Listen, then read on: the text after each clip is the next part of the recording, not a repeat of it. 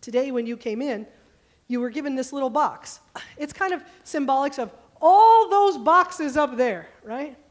All these boxes up here you see have words on them: outcast, race, gender, power, social class, death, you.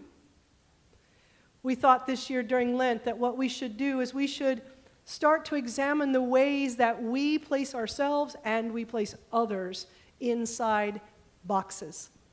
So all of you were given a box today with this representation of this beautiful artwork done by a man who calls himself the Naked Pastor. His name is David Hayward, and he gave us permission to use his artwork called Eraser Jesus. And in Eraser Jesus, what you see Jesus doing is erasing the lines that other people in the picture are so busy trying to draw into boxes. Boxes where people are supposed to stay, or boxes that keep people out. In David's picture, what he does is depict Jesus turning his pencil upside down and erasing those lines. Because as I told Tavian at Children's Time, the only box that really matters in our life is the box that says Child of God on it. That's the only box that matters. But what I do know, and what I have great confidence in, is that all of us, at some time or another, perhaps even right now in our lives, are in a box.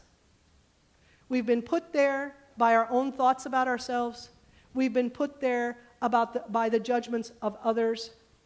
Somewhere or another, we've been put in a box, and we might be living there right this very moment. So I found a great video online done by the country of Denmark that I want to show you today about boxes. And it's a very powerful video, and as you listen to it, perhaps maybe you might recognize the place where you're in a box. Now, the thing about this video is that it has lots of different boxes in it. And at the end of it, it says, "We're all Danes." That's what matters. That's where I get the idea that all that matters is that we are children of God. Let's watch this video together this morning. It's easy to put people in boxes.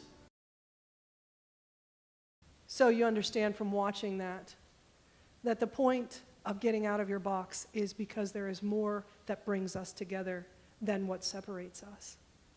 But as you can see up here on these boxes, these are the ways that we separate people. We separate people by race. We separate people by gender. We separate people by the power that they have.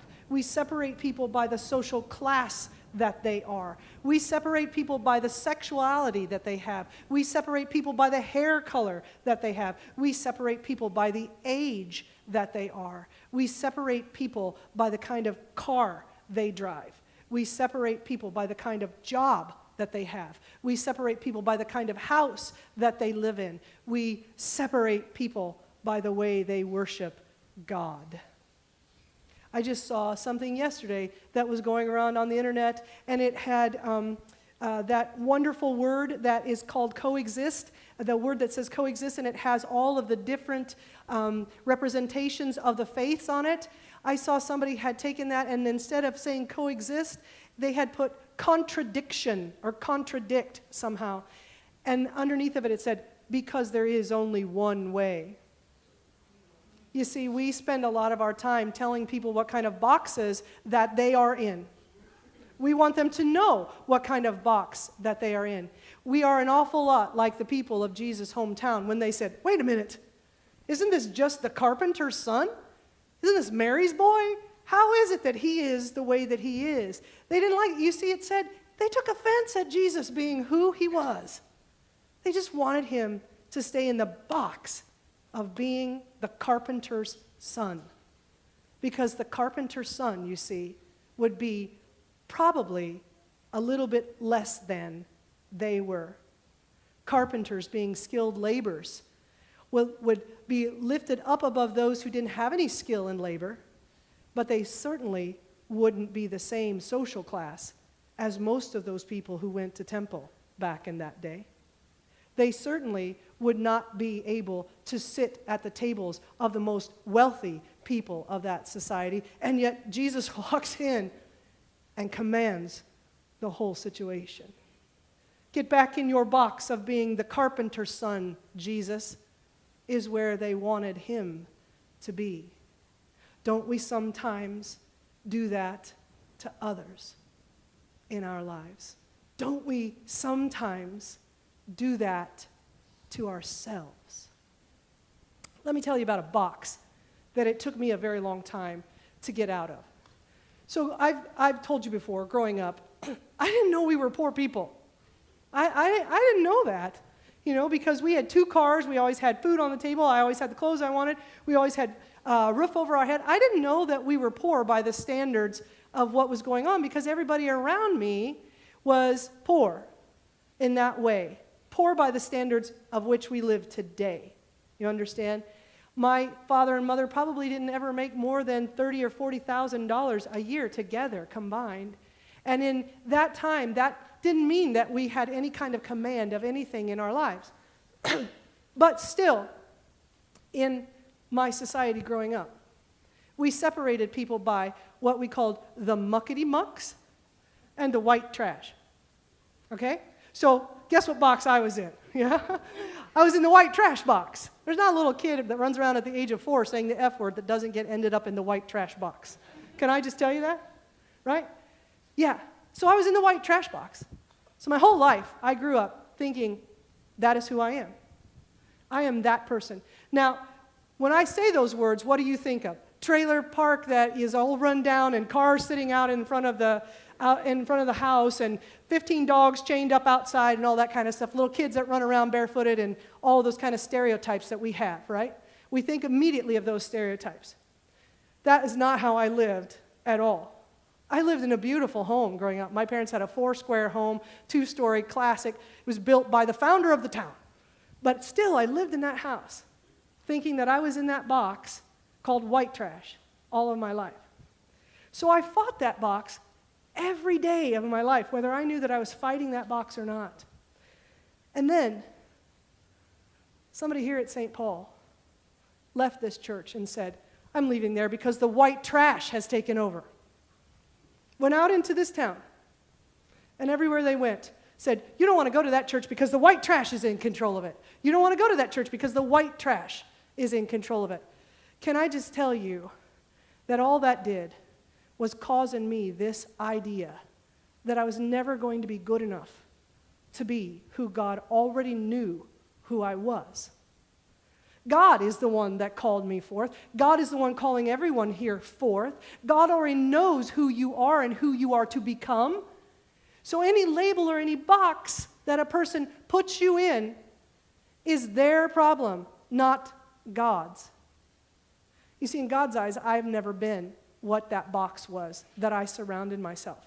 And boy, did I surround myself with that box, because every now and then we begin to realize that when we have the box around us, it can become our protective way of not having to interact with another person in this world. If I am this, then I can stay in my little box and nobody's going to bother me. And for a long time, as I fought the box, I used it to keep people away from me.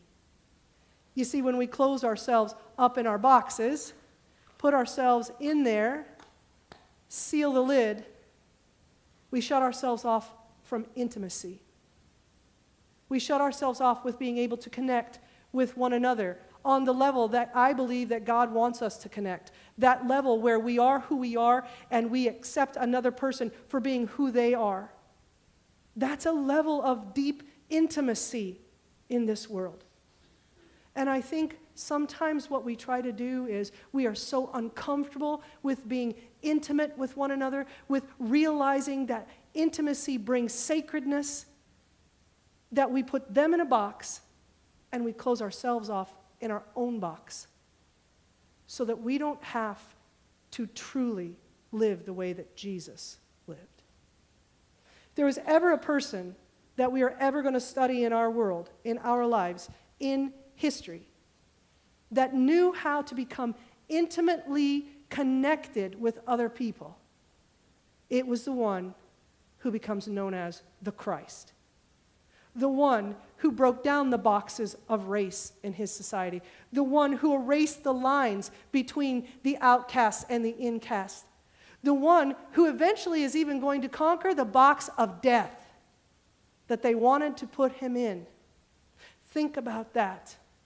Very soon, we're going to come to Good Friday night when we remember that Christ died because he would not stay in the box that the people wanted him to stay in, the box of not being the revolutionary that he was. And they kill him for it. They kill him because he wanted all of us, then and now, to know the intimacy of being sacred with one another, of accepting one another's sacred birthright as children of God. And they put him in a box. But guess what happens?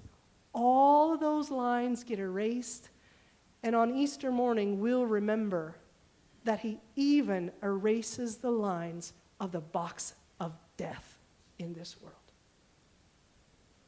So as we go through Lent, what I would like you to do is this. I would like you to look at this box every day.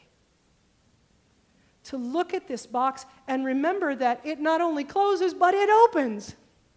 And you know what else you can do with it? If you put your fingers in it, you can pop it open down here, and it becomes nothing.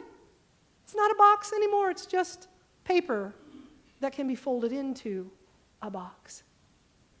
I'd like you to use this box as we go through Lent and think every day, maybe just for 10 minutes, being quiet with Jesus. Jesus, what box do I need to get out of?